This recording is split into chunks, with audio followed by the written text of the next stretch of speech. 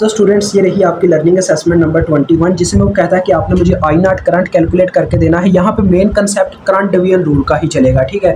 तो देखो बात बच्चों पता क्या है, मैं इस पे करंट डिवीजन रूल तो लगा सकता हूँ आई नॉट पे, लेकिन मुझे सबसे पहले ये पता होना चाहिए कि यहाँ पे इसके लिए सप्लाइड करंट कौन सी है। देखो होता क्या है, असल में ये 9 मिली एम्पेयर की डायरेक्शन हम चेंज कर लेंगे बाद में, अभी ये मैं ना इसको नहीं कुछ कर रहा। असल में होता क्या, देखो हुआ इस तरह से है कुछ के 9 milli ampere minus 9 milli ampere इसको कर लेंगे बाद, चलो यार वो बाद में समझाते हैं। उसकी डायरेक्शन हम उल्टी कर देंगे, ठीक है। आप समझो इसकी डायरेक्शन अपवर्ड है। यहाँ पे ये करंट आती है, दो हिस्सों में तकसीम होती है क्योंकि ये एक नोड है। दिस इज नोड 1, ठीक है। इसको हम नोड 1 कह देते हैं क्योंकि नोड वो पॉइंट होता है जहाँ पे एक से ज़्यादा चीज़ों की वायर आके अटैच हुई हो। यहाँ पे देखो 2 रजिस्टर और एक करंट सोर्स की वायर अटैच है, और ये भी एक नोड है क्योंकि यहाँ पे भी एक रजिस्टर और 2 रजिस्टर यानी कि टोटल 3 रजिस्टर की वायर अटैच है। ये नोड 2 हो गया।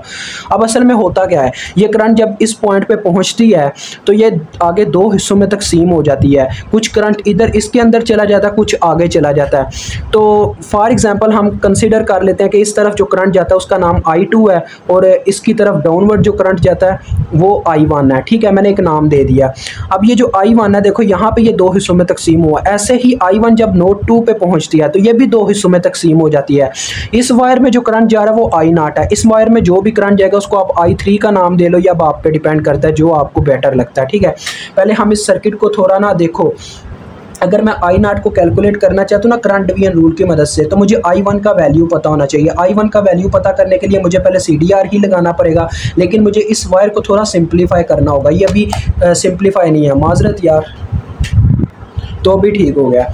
तो लिहाजा हम इसको पहले पता क्या करेंगे, एक सिंपल वायर बनाएंगे, मतलब इसमें सिर्फ रेजिस्टेंस होने चाहिए सिंपल कनेक्शन में, एक सीरीज कनेक्शन होना चाहिए, एक वायर सिंपल होनी चाहिए। तो पहले हम इस वायर के कॉम्बिनेशंस को सॉल्व कर लेते हैं। देखो बच्चों, ये सीरीज में तो हो सकता है, लेकिन देखो इसको एक रेजिस्टर हम बनाएंगे। ज़रा गौर कीजिएगा, ये दोनों रेजिस्टर आपस में क्या हैं। इसके लिए ना हम एक नई शेप ड्रा करने वाले हैं। पहले मैं 9 मिली एम्पेयर वाला सोर्स यहाँ पे ड्रा करता हूँ। हम इसकी उल्टी डायरेक्शन बच्चों कर देंगे। देखो आपको पता है न्यूटन ने कहा था कि action and reaction are equal but opposite in direction, यानी कि अगर मैंने मुक्का यानी कह लो कि पेंडुलम की बात कर लो, पेंडुलम को जब हम ऐसे पकड़ के इस तरफ से फोर्स देते हैं तो वो क्या करता है, दूसरी जानिब से वापस आता है।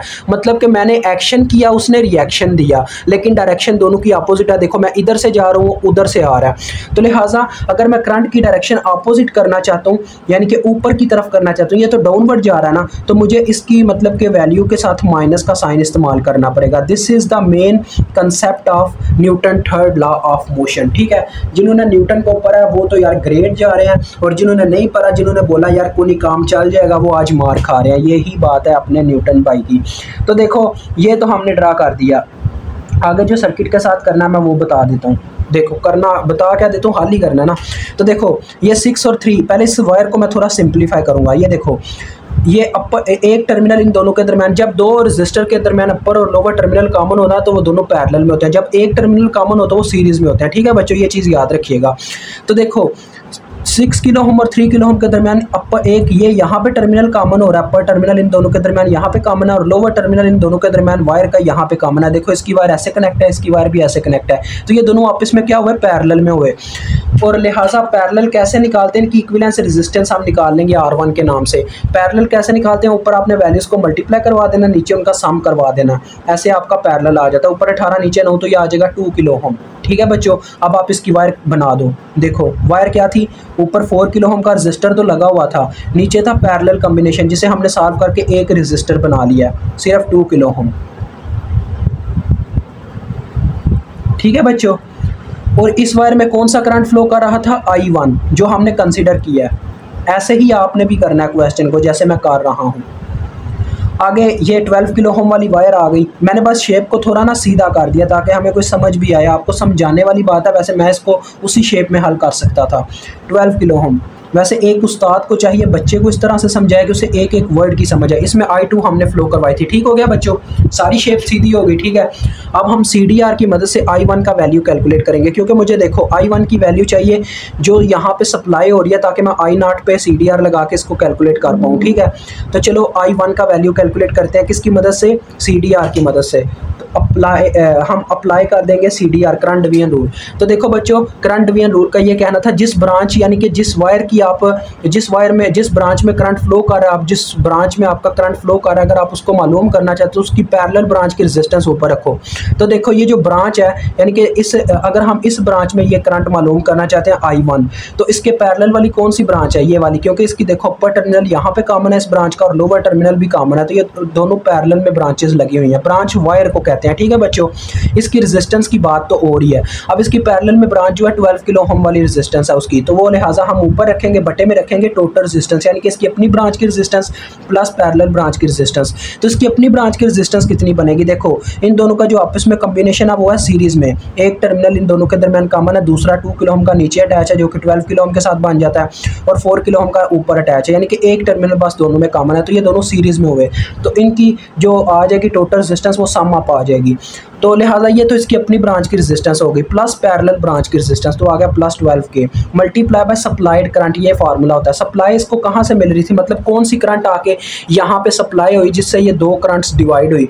9 मिली एम्पेयर, जो कि -9 मिली एम्पेयर है, क्योंकि जब ये करंट यहाँ पे आती है इस नोड पे तो इसे दो हिस्सों में तकसीम होना पड़ता है। अब ये उसकी अपनी मर्जी है, यानी कि मर्जी से मेरा ये मुराद है कि बच्चों अब उसने ना एक कह लो कि क्वांटिटी के अकॉर्डिंग डिवाइड होना है कि इसको कितनी ज़रूरत है, इसको कितनी ज़रूरत है, ये चक्कर है। ये ऐसे ही है जैसे ये दो बच्चे हैं और एक फादर है, ये इसने ना इस बच्चे को बुक चाहिए तो इसको ज़्यादा पैसे देने पड़ गए हैं, इसको बस एक रजिस्टर चाहिए था जो सस्ता मिल जाता तो उसको कम पैसे दिए हैं, ये चक्कर इस तरह से कह लो। अभी मैं वैसे तुक्का लगा रहा हूँ, मुझे नहीं पता, इसको शायद ज़्यादा चाहिए हो करंट, इसको कम चाहिए हो, कोई पता नहीं है मुझे, तो मैं करंट डिवीजन रूल लगा रहा हूँ। तो मल्टीप्लाई बाय सप्लाइड करंट -9 मिली, ये मैंने ना इसकी वीडियो बनाई हुई है बच्चों, ये जाके आप समझ सकते हो सही तरीके से इसको, ठीक है, ज़्यादा गहराई में जाके डीपली। तो ये आ जाएगा देखो 12 hour I1 is equal to 12K hour, 4 और 2 6, 6 और 12 18 के मल्टीप्लाई बाय 9 मिली और साथ में माइनस भी है, ठीक है। तो देखो बच्चों के से कैंसिल हो गया, 9 1s are, 9 2s are, 2 1s are, 2 6s are, तो ये आ गया 6 मिली एम्पेयर, यानी कि I1 की वैल्यू आ गई -6 मिली एम्पेयर, -6 मिली एम्पेयर, ठीक हो गया जी।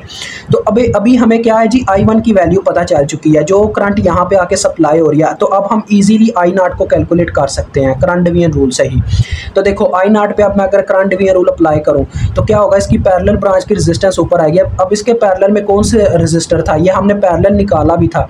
देखो 6 किलो ओम और 3 किलो ओम इन दोनों के दरमियान अपर और लोअर टर्मिनल कॉमन है, तो ये दोनों आपस में पैरेलल में लगे हुए हैं, तो लिहाजा क्या होगा जी, इसकी पैरेलल ब्रांच की रेजिस्टेंस ऊपर आ जाएगी जो कि 6K है, तो 6K ऊपर आ गया, बटे में आ जाएगी टोटल रेजिस्टेंस, यानी कि इसकी अपनी ब्रांच की रेजिस्टेंस जिसमें करंट फ्लो कर रहा है जो हम फाइंड आउट करना चाह रहे हैं, प्लस पैरेलल ब्रांच की resistance multiply by supplied current. इसको कौन सी सप्लाई मिल रही है, I1 इसको सप्लाई मिल रही है, तो लिहाजा I1 यहाँ पे मल्टीप्लाई होगा -6 मिली जिसकी वैल्यू है, ठीक है बच्चों। तो ये आपका देखो क्वेश्चन बस सॉल्व हो गया, 6 आवर 9 आ जाएगा मल्टीप्लाई बाय -6 मिली। तो देखो के से गया, 3 2 बार 6, 3 3 बार 9, 3 1 बार 3 2 बार 6, तो ये आपकी I0 की वैल्यू आ गई -4 मिली एम्पेयर। तो बस ये आपका क्वेश्चन सॉल्व हो चुका है, मुझे उम्मीद है आपको समझ आ गई होगी।